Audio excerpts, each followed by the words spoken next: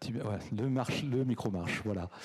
Merci Stéphane Richard et Michel Zumeau d'être avec nous. Je le rappelle, vous êtes président-directeur général du groupe Orange et directeur exécutif d'Orange France.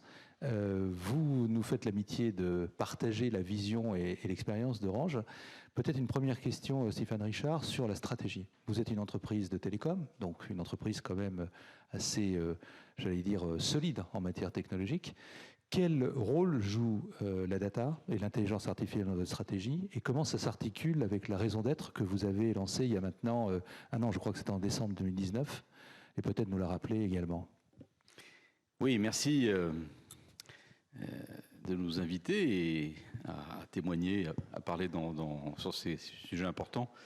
D'abord, l'intelligence artificielle, la data, c'est pas une découverte chez Orange, évidemment, c'est pas une nouveauté. Ça fait 30 ans en fait que les labs d'Orange travaillent sur la question des données en général et sur l'intelligence artificielle en particulier.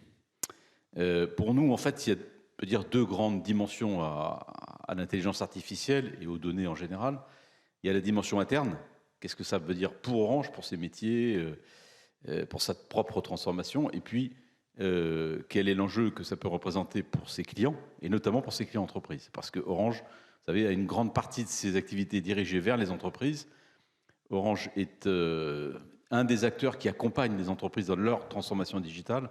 Et donc, pour toutes les entreprises, le ministre parlait tout à l'heure des PME et des TPE et du retard peut-être qui existe encore dans notre économie, notamment pour cette catégorie d'entreprises vis-à-vis du digital. On voit bien qu'un acteur comme Orange a un rôle très important à jouer. Donc, ces deux volets internes et des enjeux business qui sont liés à nos clients.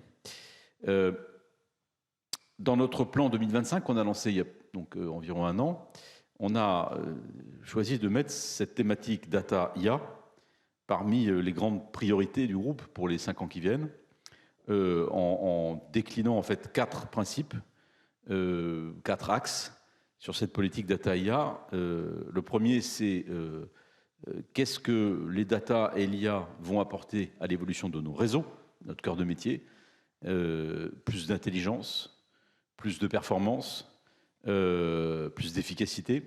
Donc il y a tout un volet vraiment sur en quoi l'utilisation des data et de l'intelligence artificielle va nous permettre d'être meilleurs dans notre core business qui est de produire de la connectivité.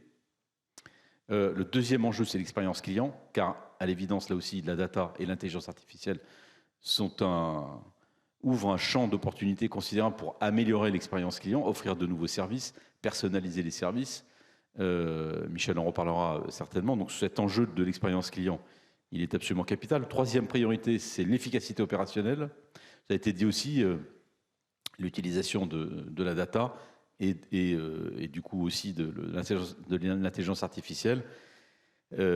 C'est un des grands leviers qui permet aux entreprises, et une entreprise comme Orange, d'améliorer son efficacité opérationnelle. Une entreprise de réseau, c'est très compliqué. C'est des milliers de tâches, c'est des millions, voire des dizaines de millions de kilomètres de réseau partout. Cette capillarité, cette complexité, on voit qu'elle est immense. Et du coup, tout ce qui nous permet, à partir de la production, la collecte, la valorisation des données, et au fond d'améliorer notre performance globale, c'est absolument essentiel. Et puis enfin, tout ceci, et c'est le quatrième point, doit se comprendre dans un cadre de principe, de philosophie qui est le nôtre. On en parlera aussi tout à l'heure, qui est celui de la responsabilité, de l'éthique. Oui, effectivement, l'économie du 21e siècle, c'est l'économie de la data. Simplement, la data, c'est aussi une part de nous-mêmes, de nos vies personnelles, des vies d'entreprise. Et donc, il faut qu'on mette sur la table et en place des principes extrêmement stricts sur la production, le stockage et l'utilisation qu'on fait des datas. Il y a déjà toute une série de cadres, mais il y a peut-être des développements qu'on ne doit pas faire. Par exemple, beaucoup d'entreprises se posent aujourd'hui la question de la reconnaissance faciale. C'est vrai que c'est un sujet sur lequel nous, on est très hésitant, hein, voire très réservé. Est-ce qu'Orange apportera ses moyens et ses datas à la mise en place d'outils massifs de reconnaissance faciale? Je ne crois pas. voyez, bon. Donc ce type de questions, évidemment qu'on se les pose. Pourquoi? Parce que qui dit data ou données dit confiance. Pour nous, c'est ça le maître mot, qu'on retrouve effectivement dans notre raison d'être, qui est, je le rappelle, Orange est l'acteur de confiance qui donne à chacune et à chacun les clés d'un monde numérique responsable. Vous voyez, il y a la notion de confiance et la notion de responsabilité. Pour nous, c'est crucial. Alors, peut-être, Monsieur Richard, on pourrait se pencher sur l'impact de la data transformation sur l'organisation et sur les collaborateurs. J'ai noté que vous parliez de data et IA. Et c'est vrai que l'IA, ça fait partie de la data science, et en même temps, il y a des enjeux spécifiques de l'IA. Peut-être qu'un des enjeux spécifiques, c'est que l'IA permet d'automatiser des savoir-faire, des expertises, ce qui pose des inquiétudes, ce qui soulève des inquiétudes de la part des collaborateurs, en disant est-ce que l'IA est complémentaire des collaborateurs ou c'est une substitution? Alors comment est-ce que vous envisagez ces enjeux au sein même d'Orange? Vous avez tout à fait raison, c'est une immense question qui ne se pose pas seulement pour Orange d'ailleurs, mais pour tous ceux qui sont confrontés à cette arrivée de la data. D'abord, il n'y a pas vraiment d'économie de la donnée sans intelligence artificielle. Ça ne sert à rien d'accumuler des montagnes de données, de les laisser dans les serveurs et de ne rien en faire. Bon, donc, quand on dit économie de la donnée, ça veut dire quelque part aussi tout de suite l'intelligence artificielle, c'est-à-dire, au fond, qu'est-ce qui permet d'en tirer de la valeur de ces données.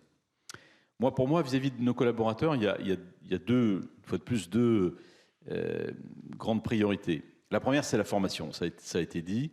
C'est vrai qu'il y a sans doute des fantasmes autour de l'IA, mais il y a d'abord une première question qui est la question des compétences.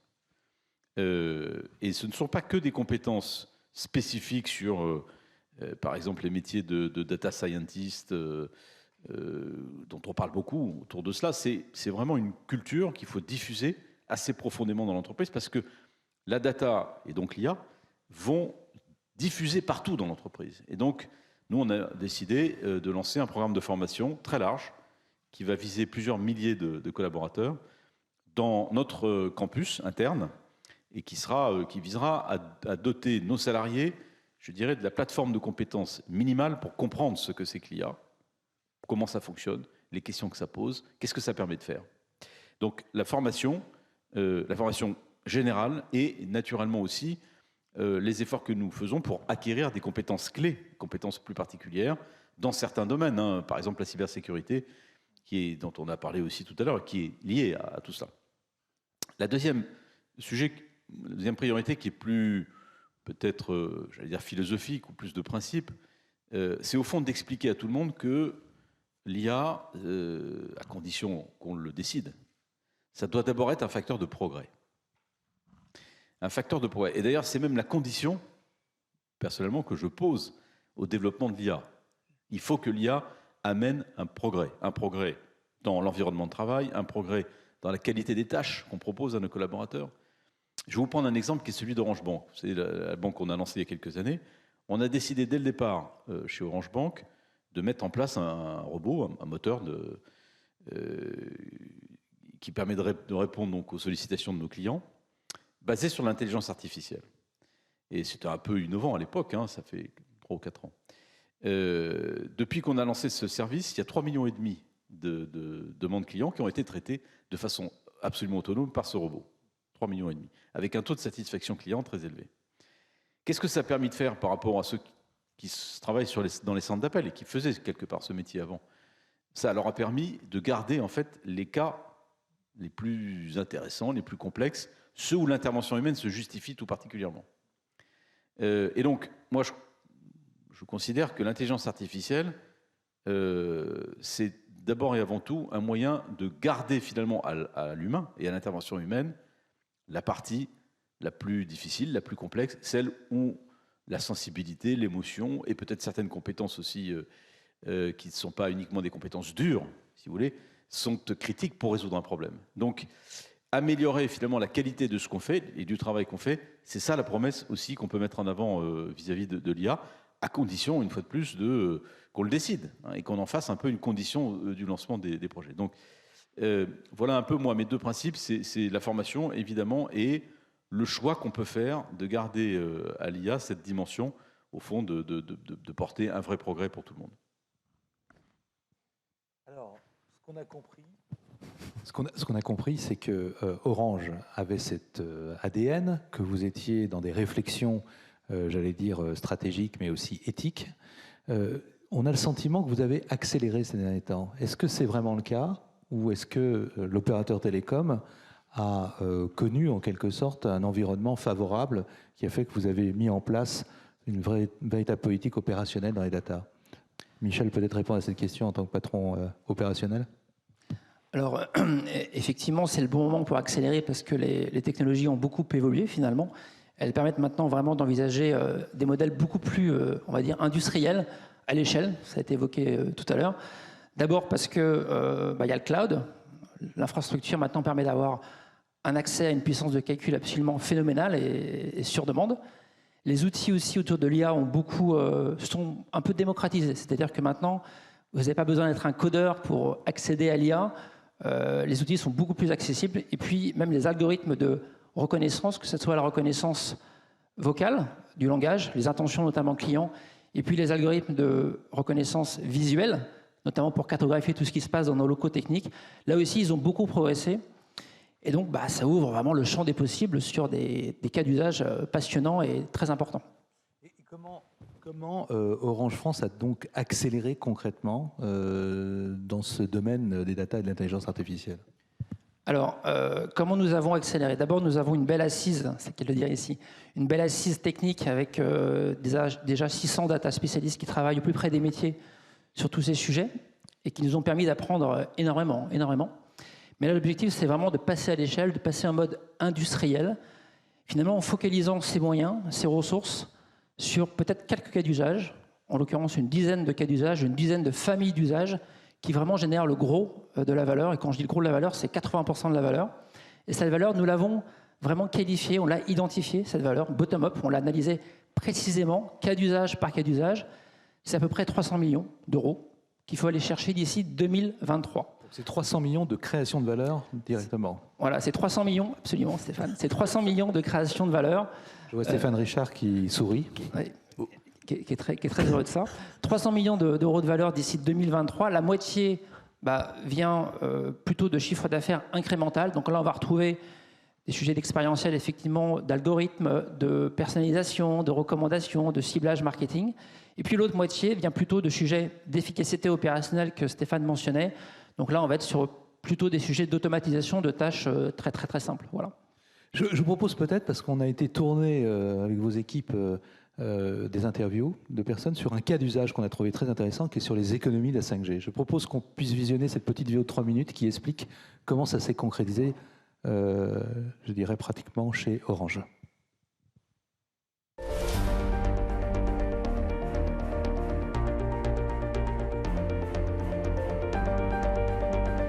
Bonjour, je m'appelle Nicolas Roy, je suis en charge de la direction des réseaux et des services au sein d'Orange France. Bonjour, je suis Bruno Vialard, Data IA Manager au sein de la direction technique pour le programme Accélération IA d'Orange France. Ce projet il se déroule dans le cadre du lancement de la 5G, qui est une technologie extrêmement prometteuse parce qu'elle permet de livrer un service beaucoup plus performant à nos clients. L'idée du projet, c'est de voir comment on alimente en électricité, en énergie nos sites en étant le plus performant possible et le plus économe possible.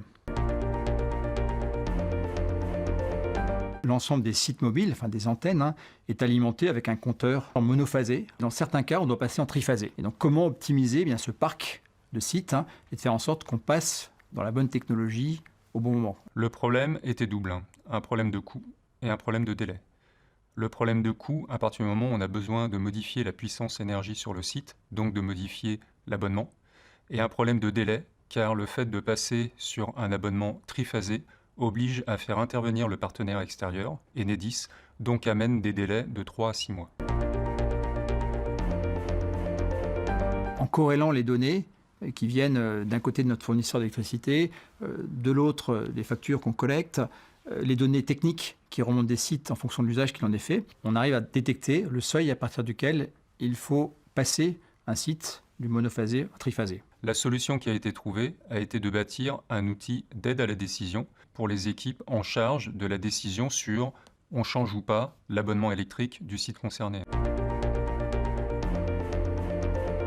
Cet outil se base sur la corrélation de différentes typologies de données, que ce soit des données de facturation, de courbe de charge, de météo ou de nombre d'équipements installés sur le site. Le retour que l'on a à travers les premiers résultats, c'est outil simple, intuitif, outil magique. Les résultats sont de 3 types. Un premier résultat sur l'environnement, puisque nous décidons d'upgrader ou pas un site, nous décidons de fait de consommer ou pas de la matière première liée aux équipements électroniques qui ne sont pas déployés. La deuxième typologie de gain, c'est sur la partie efficacité opérationnelle des équipes, par le fait de mobiliser les équipes uniquement sur les sites qui nécessitent un upgrade électrique. Le dernier gain est financier. Nous n'avons pas à investir sur des équipements électroniques supplémentaires et nous n'avons pas à avoir une facture plus lourde en termes d'abonnement électrique. Ça nous permet d'emblée d'avoir un réseau qui est réglé au plus juste en matière de consommation énergétique. Ça nous permet de nous adapter aux besoins de nos clients et puis de tirer le meilleur potentiel de la 5G. Ce qu'on imagine, c'est pouvoir déployer ce logiciel au-delà de la 5G pour bien d'autres technologies qu'on déploie couramment dans le réseau et de faire en sorte que systématiquement, on soit le plus adapté possible en matière de consommation d'énergie. C'est l'objectif qu'on a. La 5G nous permet d'apprendre et je crois qu'on va pouvoir faire profiter de cette expérience et de ce développement au-delà d'Orange France, peut-être à l'ensemble des filiales du groupe.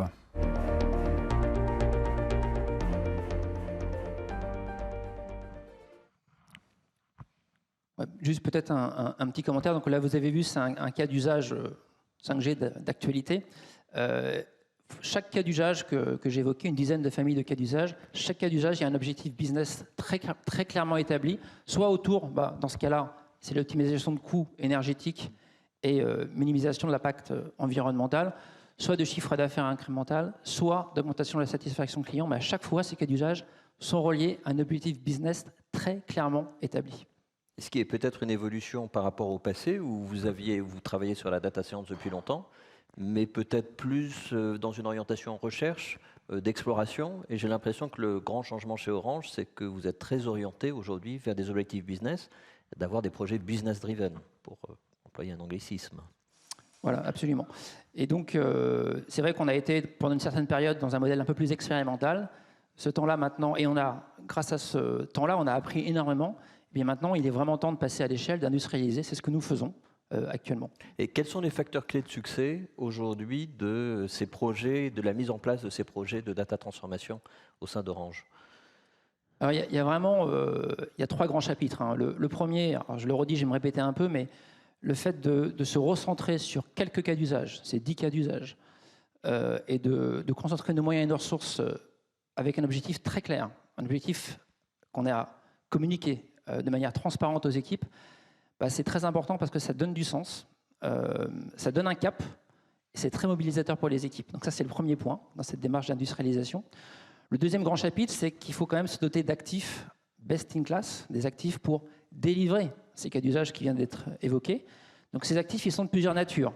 Évidemment, il y a les compétences. Donc on a déjà 600 data spécialistes chez Orange France, mais on va continuer de recruter, de se muscler dans le domaine notamment du machine learning et des product owners sur la data. C'est un peu jargonneux, mais c'est des jobs très très importants. L'infrastructure, le cloud. Donc on a signé récemment un partenariat avec Google.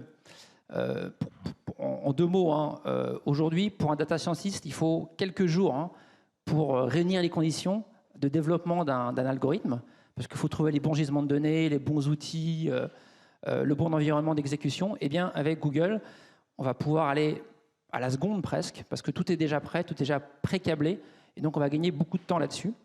Et puis le dernier actif qui est très important à avoir en tête, c'est évidemment la donnée. C'est évident, mais il faut quand même le dire. C'est le fuel de cette transformation, la donnée. Nous avons la chance, c'est chez Orange, d'être data rich. On a beaucoup de données dans nos réseaux, dans notre distribution, dans nos data centers, en digital. Mais ces données, elle est protéiforme. Elle n'est pas structurée de la même manière entre les systèmes. Donc il faut la structurer, la formater de manière cohérente. Il faut un peu créer l'espéranto, vous voyez, de la donnée. Il faut la fiabiliser. Et, Stéphane l'a dit, tout en restant évidemment 100% conforme à nos sujets de RGPD et à notre charte, à notre éthique sur les données personnelles. Et puis le dernier grand volet, et je pense que c'est probablement le plus important, c'est peut-être le plus grand défi que nous avons face à nous, c'est les salariés, c'est les métiers. C'est-à-dire d'embarquer les salariés, d'embarquer les métiers dans cette transformation, susciter l'adhésion, leur donner envie. Ça passe par plusieurs choses.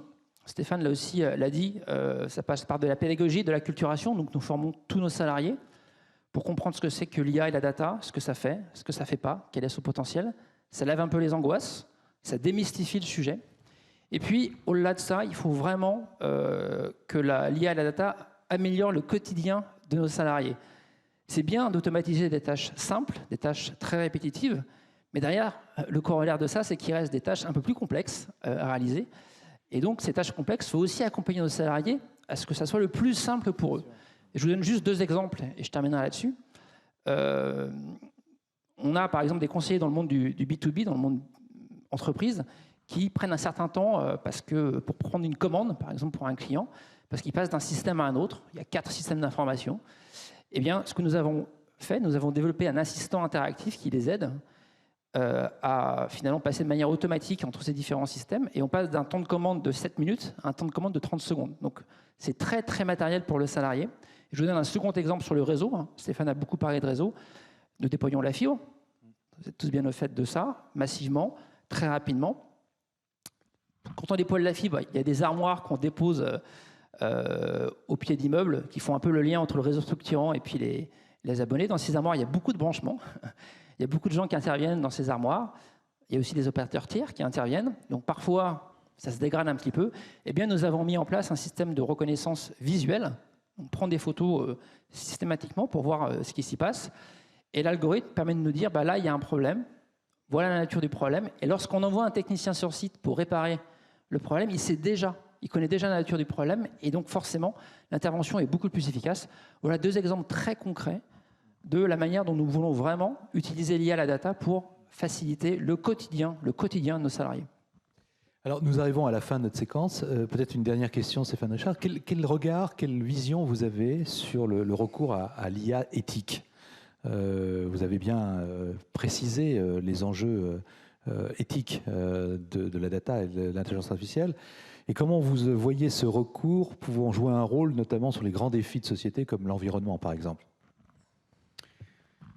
C'est un sujet majeur, parce que pour moi, c'est une condition d'acceptabilité, le mot est en vogue en ce moment, de l'arrivée de cette technologie. Et comme je le disais, ce qu'on appelle la data, qui est encore un concept un peu abstrait pour beaucoup, c'est une part de nous-mêmes. En réalité, ce sont des traces de nous-mêmes, des micro-traces de nous-mêmes, de tout ce que nous faisons, ce que nous disons, ce que nous aimons, là où nous allons. Donc, il y a un risque énorme quand même que toutes les données que produisent nos systèmes, les objets connectés, les smartphones, etc., fournissent une espèce finalement, de capacité à tout un tas de personnes d'entrer dans nos vies personnelles, mais aussi dans la vie des entreprises.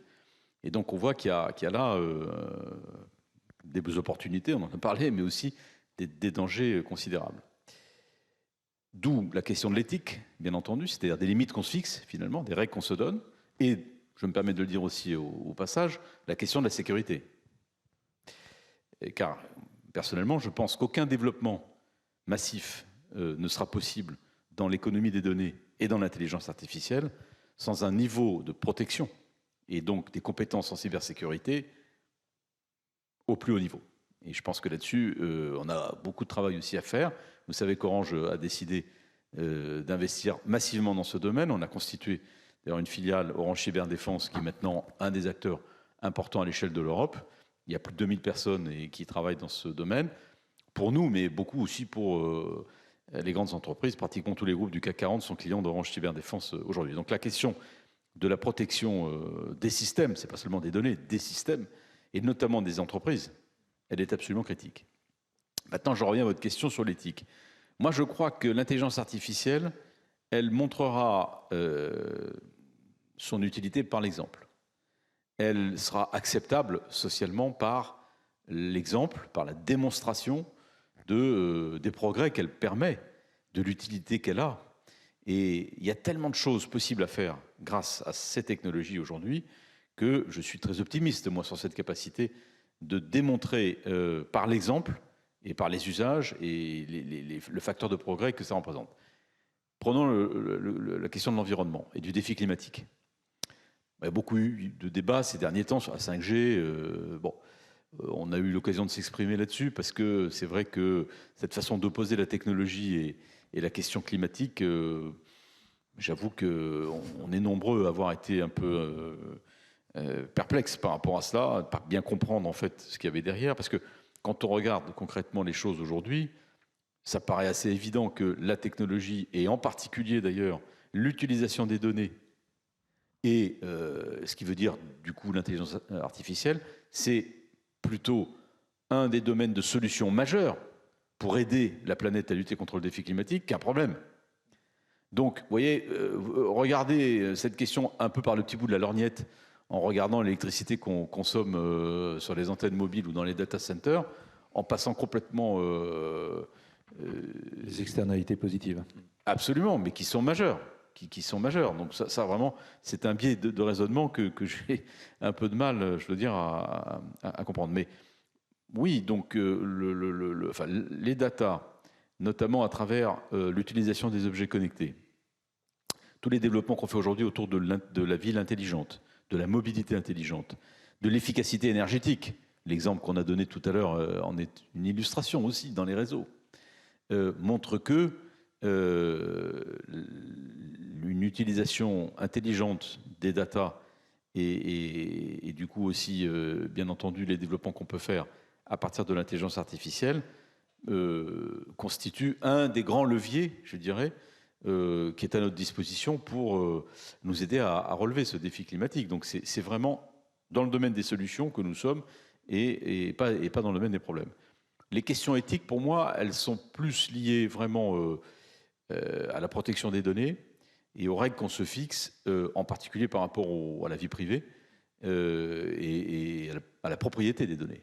Quand je dis à la vie privée, c'est pas seulement une question du grand public, c'est aussi une question des entreprises. On en revient aussi au problème de la cybersécurité. J'en profite quand même et rapidement pour dire que par rapport à ce que disait Bruno Le Maire tout à l'heure, quand il faisait le panorama des grands enjeux, un groupe comme Orange se trouve pratiquement dans toutes ces questions. On est dans la cybersécurité, je l'ai dit, on est dans le cloud, on est un des membres fondateurs de Gaia-X, l'initiative de cloud souverain européen que Bruno Le Maire évoquait, et puis surtout, on est dans le déploiement du très haut débit, car effectivement, rien de tout ça n'est possible si on n'a pas les réseaux fixes et mobiles d'ailleurs, donc très haut débit et 5G. Et quand on dit que la France est en retard sur le digital, par exemple sur l'IA, il faut quand même aussi dire qu'on est en train de prendre une avance considérable sur le très haut débit. Puisque aujourd'hui, la France, avec notamment 24 millions de foyers qui sont raccordables à la fibre optique, est le premier pays fibré d'Europe, et de loin, que l'écart ne cesse de se creuser avec tous nos voisins, notamment les Anglais, les Allemands, les Italiens, et que cet effort gigantesque qui a été fait, je profite de cette occasion quand même pour le rappeler, il est largement à mettre au crédit d'Orange, qui a fait les 2/3 de ce déploiement. Voilà, donc il faut constater avec lucidité nos retards quand on en a. Il faut aussi savoir se réjouir collectivement de quelque chose qu'on fait. Et ce chantier du très haut débit, et notamment de l'arrivée de la fibre optique, c'est quand même quelque chose de tout à fait remarquable que le pays a été capable de faire. Et ce n'est pas encore tout à fait fini, mais c'est en très bonne voie. Stéphane Richard, Michel Jumeau, merci d'avoir partagé votre vision et votre expérience et à très bientôt donc pour tous les développements de la data transformation. Merci. Merci.